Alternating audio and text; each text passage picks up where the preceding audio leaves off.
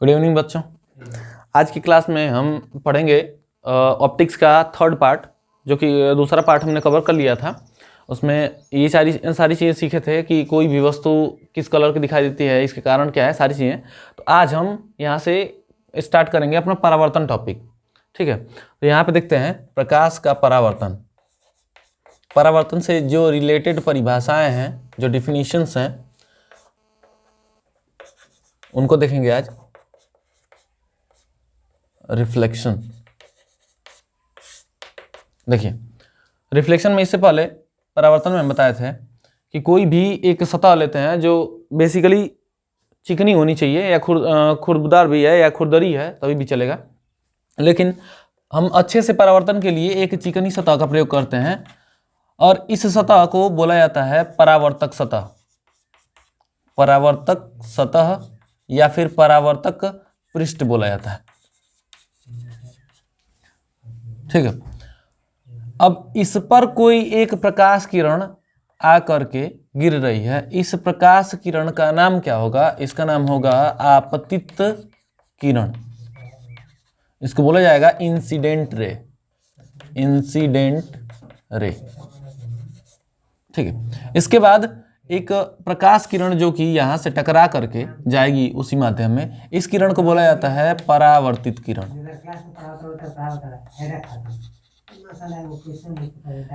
इसको बोला जाता है रिफ्लेक्टेड रे।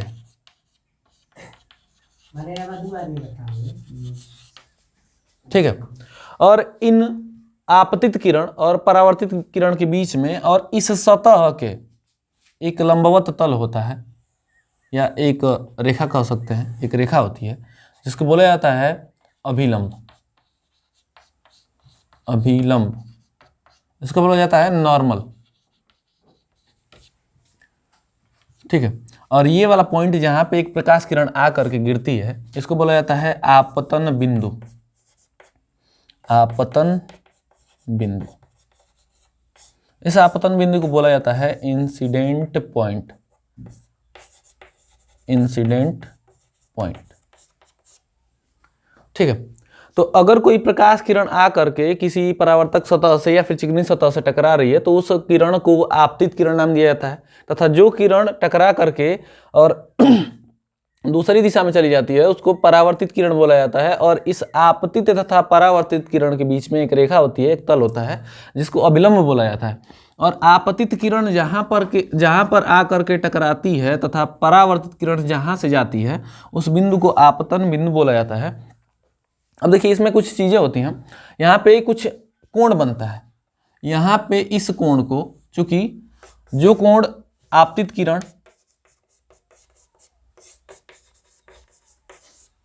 और अभिलंब के बीच में बन रहा है, आपतित किरण और अभिलंब के बीच में बनने वाले कोण को यहाँ पे बोला जाता है आपतन कोण। आपतन कोण, इसको बोला जाता है इंसिडेंट एंगल। इंसिडेंट एंगल, इसको शो किया जाता है आई से, कोण आई। और दूसरे कोण की अगर हम बात करें, ये कोण आई हो जाएगा। यहाँ पे एक और कोण बनता है जिसको बोला जाता है, पहले इसको देखेंगे ये किसके बीच में बनता है, तो यह बन रहा है अभिलंब और परावर्तित किरण के बीच में। तो इसको कह सकते हैं कि यह बनता है अभिलंब और परावर्तित किरण के बीच। इस कोण को बोला जाता है परावर्तन कोण। परावर्तन कोण, इसको बोला जाता है रिफ्लेक्टेड एंगल। रिफ्लेक्टेड एंगल, इसको शो किया जाता है कोण आर से। ठीक है, तो ये हमारा कोण आर हो जाएगा। लेकिन इसके अलावा एक यहां पर कोण बनता है। चूंकि यह कोण बना है इस सतह के, यानी कि परावर्तक सतह के और इस आपतित किरण के बीच में, यह कोण बनता है आपतित किरण और परावर्तक सतह के बीच। परावर्तक सतह, इसके बीच में बनता है। इस कोण को बोला जाता है, इस कोण का नाम दिया जाता है छूता हुआ कोण। छूता हुआ कोण, या फिर इसे हम कह सकते हैं एंगल ऑफ ग्लांस, इसको कोण G द्वारा दिखाया जाता है। यानी कि जो आपतित किरण और अभिलंब के बीच में कोण बनता है उसको आपतन कोण कहा जाता है, इंसिडेंट एंगल कहा जाता है, इसे कोण I से शो किया जाता है। और जो अभिलंब तथा परावर्तित किरण के बीच में कोण बनता है उसको परावर्तन कोण बोला जाता है, उसे कोण R से शो किया जाता है। और जो आपतित किरण और इस सतह के बीच में कोण बनता है उसको बोला जाता है छूता हुआ कोण, एंगल ऑफ ग्लांस, जिसे कोण G द्वारा शो किया जाता है। उसके बाद इन सारी चीज़ों के अलावा हम कुछ चीज़ें अगर देखें तो इसमें इसके बाद अगला टॉपिक है हमारा परावर्तन का नियम। परावर्तन का नियम, नियम। इसमें देखिए परावर्तन के दो नियम हैं।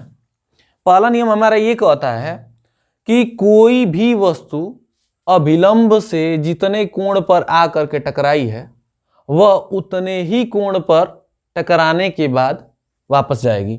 यानी कि यहां से हम कह सकते हैं कि ये जो कोण बन रहा है इस बीच में, यानी कि इस आपतित किरण और अभिलंब के बीच में ये जो कोण I बन रहा है यह हमेशा बराबर होगा इस अभिलंब और इस परावर्तित कोण के बीच में, किरण के बीच में जो कोण बना है R, उसके बराबर। यानी हम कह सकते हैं इस कोण का हमारा नाम है आपतन कोण और इस कोण का नाम है परावर्तन कोण। तो इससे हम कह सकते हैं कि जो हमारा आपतन कोण होगा वह हमेशा परावर्तन कोण के बराबर होगा। यानी कि परावर्तन के लिए ये कंडीशन हमेशा फॉलो करेगी कि जो आपतन कोण का मान होगा वह हमेशा ही परावर्तन कोण के बराबर होगा। यानी कि अगर कोई किरण, मान लीजिए कि इस कोण का मान, ऐसा कोई इमेज ले लेते हैं कि ये परावर्तक सतह है, कोई प्रकाश किरण ऐसे आई, यहाँ पे हम अभिलंब खींचेंगे एक और ये प्रकाश किरण ऐसे जाएगी। तो यहाँ पे अगर इस कोण का मान लीजिए कि 30 डिग्री है तो इस कोण का भी मान 30 डिग्री ही होगा। 30 के अलावा और कोई कोण या फिर ये 60 डिग्री ये नहीं हो सकता है। अगर इसका मान, इस कोण का मान लीजिए कि ये 45 डिग्री है, तब यह भी कोण का जो मान होगा इसका भी मान 45 होगा। यानी कि जिधर इतना कोण, इधर जितना कोण बनेगा उधर इधर भी उतना ही कोण बनेगा। आपतन कोण हमेशा परावर्तन कोण के बराबर होगा। अगर यहाँ पे कोई प्रकाश किरण इस तरीके से आपतित हो रही है कि इनके बीच में, यानी अभिलंब और आपतित किरण के बीच में 55 डिग्री कोण बन रहा है, तो यहाँ पर जो प्रकाश किरण जाएगी इस अभिलंब से वह भी 55 डिग्री पर ही जाएगी। यानी कि हमेशा ये दोनों बराबर होंगे। इन किसी भी केस में ये एक दूसरे से कम, यानी कि ये एक दूसरे से अधिक या फिर ज़्यादा या फिर कम कह सकते हैं, ये नहीं हो सकते। ये हमेशा बराबर ही होंगे। दूसरा नियम हमारा ये कहता है कि जो आपतित किरण होगी, आपतित किरण, उसके बाद जो आपतन बिंदु होगा, आपतन बिंदु तथा परावर्तित किरण, परावर्तित किरण, और एक शब्द और कह लें तो इसको हम कह सकते हैं अभिलंब। यानी कि जो आपतित किरण होगी ये वाली किरण, जो आपतन बिंदु होगा ये बिंदु, और ये परावर्तित किरण जो ये किरण गई है, तथा अभिलंब यानी कि ये जो अभिलंब है, यह तीनों हमेशा एक ही तल में होते हैं। यह तीनों बेसिकली, इसको छोड़ दिया जाए क्योंकि ये दोनों तीनों चीज़ें एक ही बिंदु पे स्थित हैं, तो बेसिकली हम इनकी बात कर लें अगर इन तीनों की, तो ये तीनों हमेशा एक ही तल में होते हैं। अब इस एक ही तल का सेंस क्या है इसको समझिए ध्यान से। देखिए इसमें एक हम क्षैतिज रेखा खींचते हैं हॉरिजॉन्टल, जिसको एक्स एक्सिस बोला जाता है। एक ऊर्ध्वाधर खींचते हैं वर्टिकल, जिसको वाई एक्सिस बोला जाता है। अगर इन दोनों को हम मिलाएं, यानी एक्स एक्सिस और वाई एक्सिस को मिलाएं, तो हमें एक प्लेन मिलता है, हमें एक समतल मिलता है।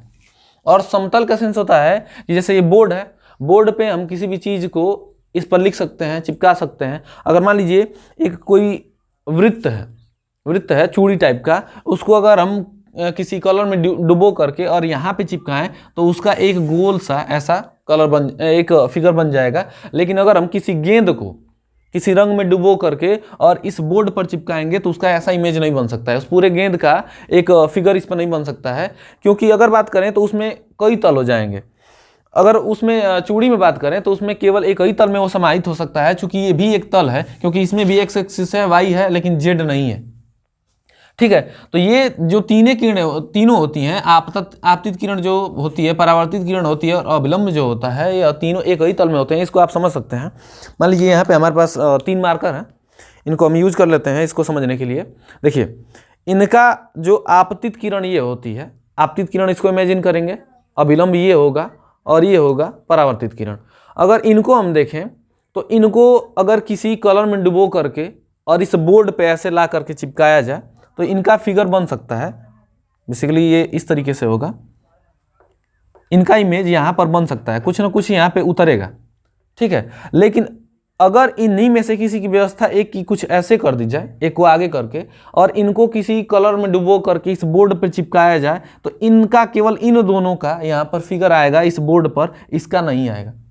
क्योंकि इस केस में ये तीनों एक ही तल में नहीं है, इनका जो तल है वो कुछ अलग है, जबकि इसका तल जो है वो कुछ अलग है।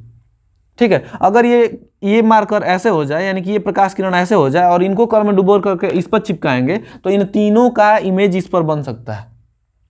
ठीक है, तो ये तीनों किरणें, यानी कि आपतित किरण, परावर्तित किरण और अभिलंब, तीनों इस तरीके से व्यवस्थित होते हैं कि अगर इन तीनों को एक बोर्ड पे रखा जाए, एक किसी समतल पे, एक किसी कागज पे बनाया जाए तो इनको हम उस पर उतार सकते हैं। ये है हमारा दूसरा स्टेटमेंट। यानी कि पहला नियम हमारा कहता है परावर्तन का कि आपतित किरण हमेशा परावर्तित किरण के बराबर होगी, और दूसरा नियम ये कहता है कि आपतित किरण, परावर्तित किरण और अभिलंब हमेशा तीनों एक ही तल में होते हैं, एक ही समतल में होते हैं। ठीक है, ठीक है बच्चे, इसके बाद इसको रब कर लेते हैं, साफ कर लेते हैं, उसके बाद आगे देखते हैं इसमें।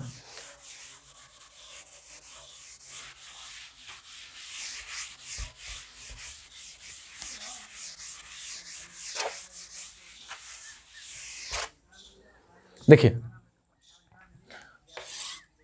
ये कोई परावर्तक सतह है, कोई प्रकाश किरण आई, हमने ये अभिलंब खींचा और ये प्रकाश किरण गई।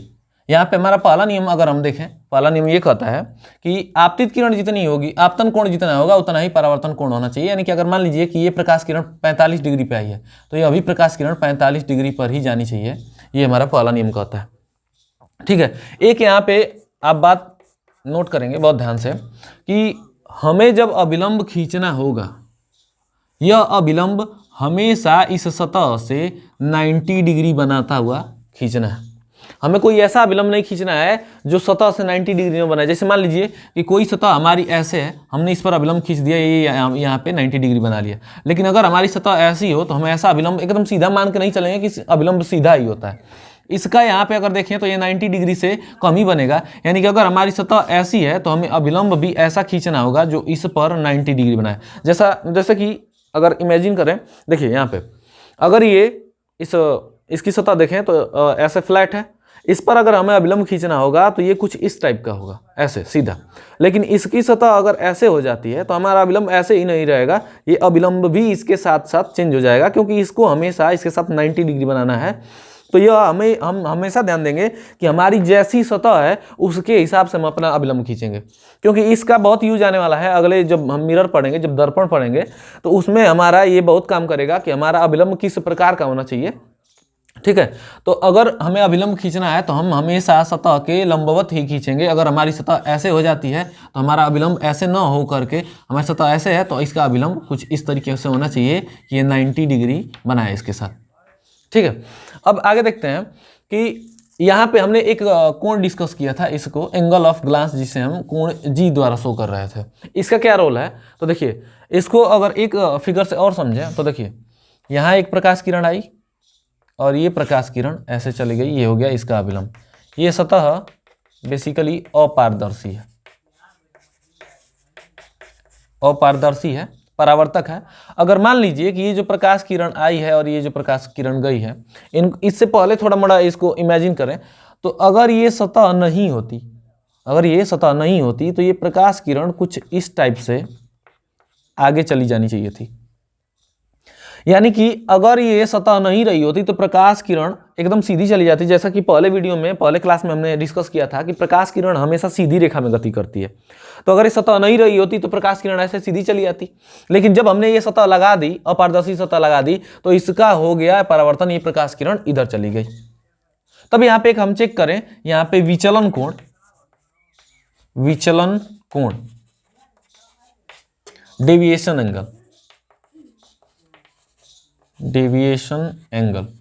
अगर हम विचलन कोण चेक करें इसका, तो विचलन का सेंस होता है कि यह किस प्रकार से जा रही थी, यानी कि किस तरीके से इसको जाना चाहिए था, किस रास्ते में, किस मार्ग में इसको जाना चाहिए था, और यह किस तरीके से फाइनली गई है, उनके बीच में जो कोण बनता है वही कहलाता है हमारा विचलन कोण।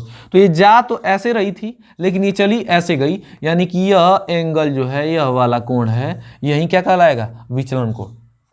और इसको शो करते हैं स्मॉल डेल्टा से, ऐसे। ठीक है, तो ये हो गया हमारा एंगल ऑफ ग्लांस, यानी छूटता हुआ कोण।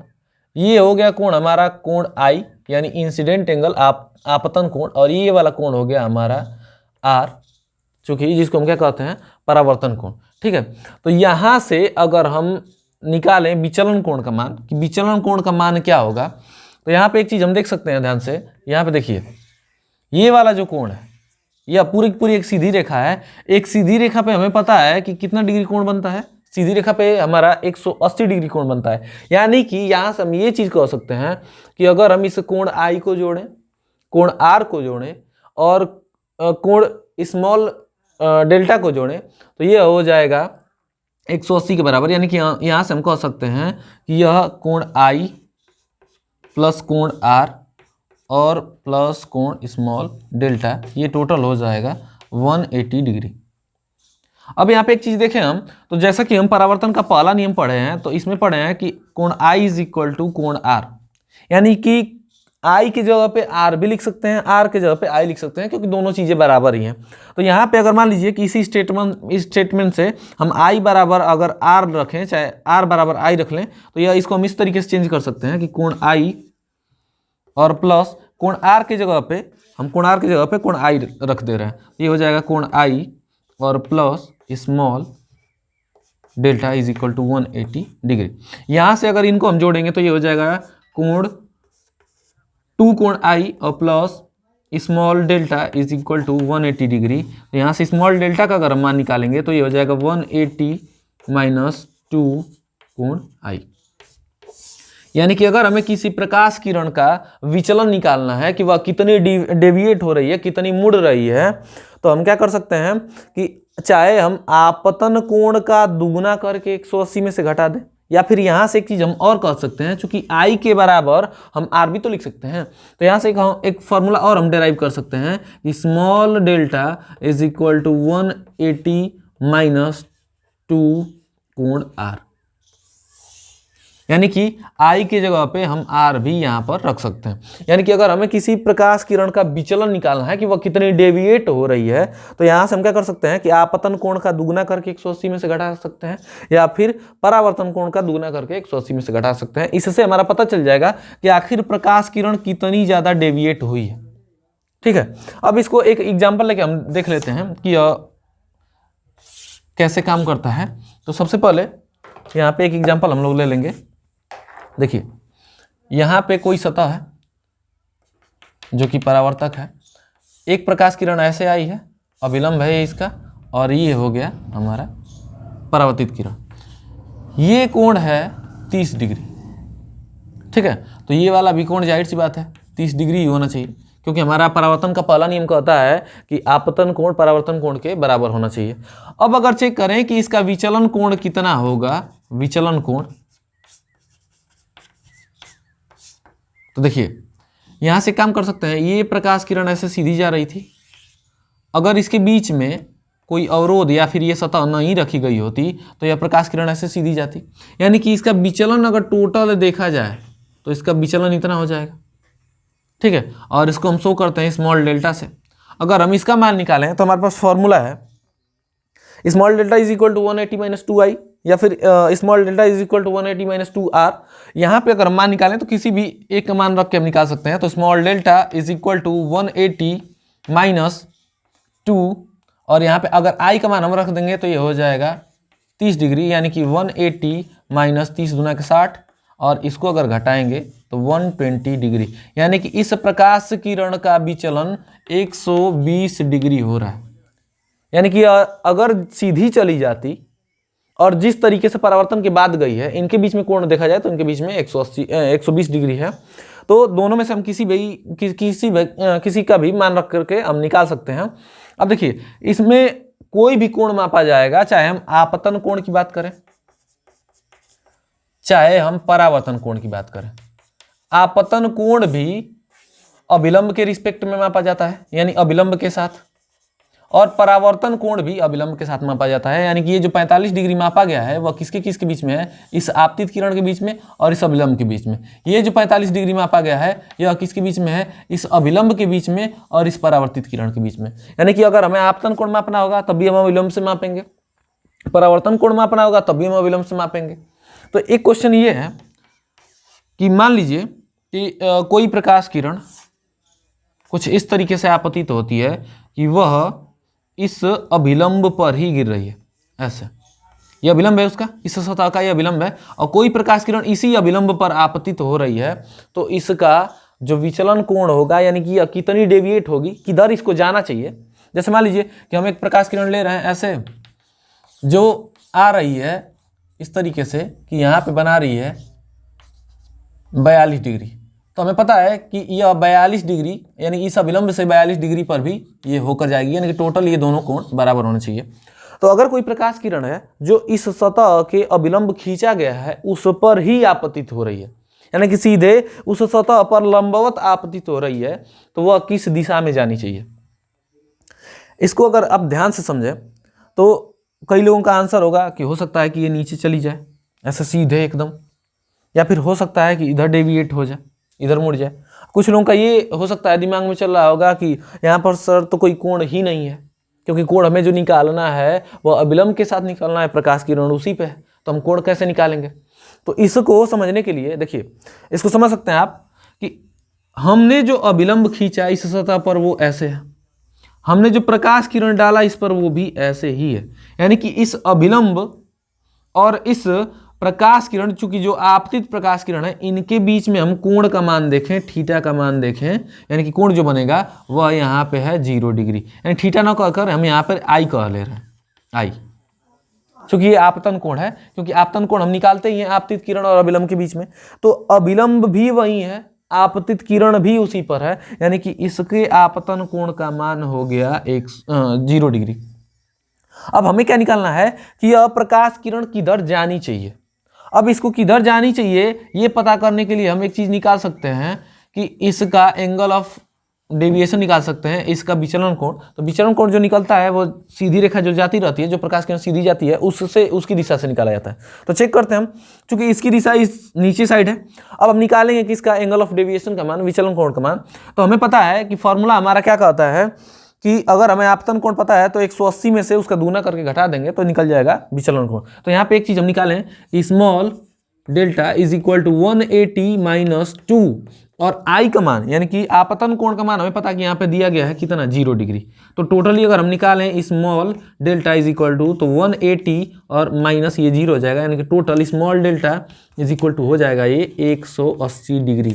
अब देखिए इस 180 डिग्री आने का क्या मतलब है कि प्रकाश किरण जिस दिशा में जा रही थी उसके उल्टे दिशा में यह वापस चली जाएगी। यानी कि अगर कोई प्रकाश किरण, मान लीजिए ये मार्कर का जो नोक है या प्रकाश किरण की दिशा है, तो यह नीचे की साइड पर ले जा रही थी ऐसे, और इसका विचलन हो रहा है 180 डिग्री। 180 डिग्री का सेंस है एकदम उल्टा उसका। तो यह प्रकाश किरण जब उस समतल सतह से टकराएगी तो वह कुल मिला जुला करके घूम करके 180 डिग्री ऐसे, इसको समझ सकते हैं ऐसे 180 डिग्री ऐसे घूम करके और ऊपर की साइड चली जाएगी। यानी कि इसका जो अगला दिशा होगा, जो परावर्तित कोण की दिशा होगी, वह ऊपर के साइड होगी। ठीक है, इतना समझ में आया। अब एक और एग्जांपल देखते हैं कि मान लीजिए हमने तो देख लिया कि किसी कोण पर ऐसे गिर रही है तब क्या हो रहा है, अभिलंब आपतन हो रहा है तब क्या हो रहा है। अगर एक ऐसा केस इमेजिन कीजिए, थर्ड केस, कि कोई प्रकाश किरण इस सतह के, चूंकि ये सतह हमने ले ली तब इसका अभिलंब भी खींच लेंगे। अब कोई प्रकाश किरण ऐसे डाली जा रही है, इस सतह पर ही डाला जा रहा है, किसी प्रकाश किरण, आपतित प्रकाश किरण की दिशा इस तरीके से है, तो यह किस दिशा में जानी चाहिए। ठीक है, अगर उसका हम आंसर चेक करें, देखिए आप लोगों का विचार क्या हो सकता है इसमें, क्या सोच सकते हैं हम कि यह प्रकाश किरण यहाँ से टकराएगी और इस तरीके से इसका भी दिशा ऐसे हो जाना चाहिए। कुछ लोग ये सोचेंगे कि हो सकता है कि आगे सीधी चली जाए, कुछ लोग ये सोचेंगे हो सकता है ऊपर चली जाए, कैसे भी हो सकता है। आप लोग के अलग अलग इसमें विचार हो सकते हैं। अब देखिए, इसको हम इसी फॉर्मूले की सहायता से चेक कर सकते हैं कि आखिर ये प्रकाश किरण जाएगी किधर। तो सबसे पहले चाहे हमें फॉर्मूला ये अप्लाई करना है, चाहे हमें फॉर्मूला ये अप्लाई करना है, तो हमें पहले किसी न किसी कोण का तो मान निकालना होगा। और हम कोण निकालते हैं, चाहे आपतन कोण निकालें चाहे परावर्तन कोण निकालें, निकालते हैं अभिलंब के रिस्पेक्ट में। तो अब चेक करेंगे यहाँ पे कि आखिर कोण का मान कितना है। तो यहाँ पे देखिए, हमारा अभिलंब ये है, आपतित प्रकाश किरण ऐसे जा रही है, ऐसे। तो अगर दोनों के बीच में देखिए, अभिलंब ये, आपतित प्रकाश किरण ये ऐसे, तो दोनों के बीच में कोण हो जाएगा 90 डिग्री, 90 डिग्री। अब देखिए, हमें आई का मान यहाँ पर तो पता चल गया कि आई का मान है 90 डिग्री। तो हमें अब निकालना होगा एंगल ऑफ डेविएशन यानी कि विचलन कोण। तो इसका हम प्रयोग करेंगे, तो small delta is equal to 180 minus 2i का जब हम प्रयोग करेंगे तो ये हो जाएगा small delta is equal to 180 minus 2 into i का मान हो जाएगा यहाँ पे 90 डिग्री, 90 डिग्री। तो ये हो जाएगा small delta is equal to 180 minus 90 दुना के ये हो जाएगा 180, और small delta is equal to 180 minus 180 is equal to total आया यहाँ पर 0 डिग्री। अब देखिए, इस एंगल ऑफ डेविएशन का मान 0 डिग्री आने का क्या मतलब है, इसको आप समझ सकते हैं कि यह प्रकाश किरण, देखिए यहाँ पे जो 180 आया था, यानी कि पहले जिस दिशा में जा रही थी एकदम उसके 180 डिग्री अब कोण पर प्रकाश किरण गई है, यानी कि पहले नीचे की साइड जा रही थी तो 180 का हो जाएगा उसके ऊपर एकदम उल्टा, तो उल्टा चली गई। लेकिन यहाँ पे एंगल ऑफ डेविएशन का मान आ रहा है 0 डिग्री, यानी कि ये स्टेटमेंट, ये आंसर क्या हमारा कह रहा है कि यह प्रकाश किरण बिना विचलित हुए उसी मार्ग में सीधी जाएगी। ठीक है, तो यह अगर ऐसे जा रही थी इस दिशा में, इसकी दिशा ऐसी थी, तो एंगल ऑफ डेविएशन 0 आने का मतलब है कि यह प्रकाश किरण ऐसे ही सीधी चली जाएगी। और इस तरीके के परावर्तन को बोला जाता है, इस तरीके के आपतन को बोला जाता है ग्रेजिंग इंसिडेंस, ग्रेजिंग इंसिडेंट। इसको हिंदी में बोला जाता है सर्पी आपतन, सर्पी आपतन। ठीक है, यानी कि अगर कोई प्रकाश किरण जितने कोण पे आई है उतने ही कोण पे जाएगी। ठीक है, यानी कि आपतन कोण बराबर परावर्तन कोण। इस केस के लिए हम निकाल सकते हैं इस फॉर्मूले का, small delta is equal to 180 minus 2i का प्रयोग करके हम निकाल सकते हैं कि उसका विचलन किधर है, वो किधर जाएगी। और अगर कोई प्रकाश किरण अभिलंब आपतित हो रही है, अभिलंबवत यानी कि एकदम लंबवत रूप से उस सतह पर गिर रही है, तो उसका जो विचलन कोण होगा यानी कि उसकी जो दिशा होगी ठीक उसके विपरीत हो जाएगी, एकदम सीधे उसी साइड में। ठीक है, अब अगर कोई प्रकाश किरण ठीक उसी सतह पर आपतित हो रही है तो उसका जो परावर्तन होगा, उसकी जो दिशा होगी वह बिना विचलित की हुए उसी साइड, उसी दिशा में एकदम चली जाएगी। अब यहाँ पे कुछ पॉइंट नोट करने वाले ये हैं या फिर ध्यान देने वाले ये हैं, इसको आप ध्यान दीजिएगा। इसमें देखिए, अगर ये कोई प्रकाश किरण आई है तो जाहिर सी बात है इसकी कुछ न कुछ चाल रही होगी, भी रही होगी। ठीक है, अगर कोई प्रकाश किरण आ करके यहाँ पर टकरा रही है, टकरा के फिर इधर जा रही है, तो इसकी जो चाल होती है, चाल वो अपरिवर्तित होती है, अपरिवर्तित होती है, इसकी चाल चेंज नहीं होती है। यानी कि अगर कोई प्रकाश किरण यहाँ पे आई है 3 × 10⁸ मीटर पर सेकेंड से, तो वह इस सतह से टकरा करके 3 × 10⁸ मीटर पर सेकेंड से ही जाएगी। ठीक है, लेकिन यहाँ पे ध्यान रखने वाली बात यह है कि यहाँ पर इसका वेग चेंज हो जाता है, वेलोसिटी चेंज हो जाती है। यहाँ पर इसकी वेलोसिटी चेंज हो जाती है क्योंकि हमें पता है कि जो वेग है वह एक सदिश राशि है, वेग जो है वह सदिश राशि है, लेकिन चाल जो है वह एक अदिश राशि है। यानी कि इसको हम देखें तो यह स्केलर क्वांटिटी है और इसको हम देखें तो यह वेक्टर है। और वेक्टर क्वांटिटी में यानी कि सदिश राशि में दिशा का बहुत बड़ा इफेक्ट पड़ता है, लेकिन सदिश में, अदिश में दिशा का कोई इफेक्ट नहीं होता है। चूंकि चाल अदिश है यानी कि चाल जितने चाल से आई है उतने ही चाल से जाएगी। लेकिन यहाँ पे देखिए इसकी दिशा इस साइड है, लेकिन परावर्तन के बाद इसकी दिशा इधर चेंज हो गई है। यानी कि परावर्तन में जो प्रकाश किरण होती है उसकी चाल तो सेम होती है, लेकिन उसका वेग सेम नहीं होता है, वेग चेंज हो जाता है। अगर इसके चाल चेंज होने की बात करें तो जब कोई प्रकाश किरण एक माध्यम से दूसरे माध्यम में ऐसे जाती है तब वह चाल अपना चेंज करती है। तो ये कुछ इंपॉर्टेंट टॉपिक्स, इंपॉर्टेंट नोट्स हैं इसके, तो इनको ध्यान दीजिएगा। ठीक है, धन्यवाद।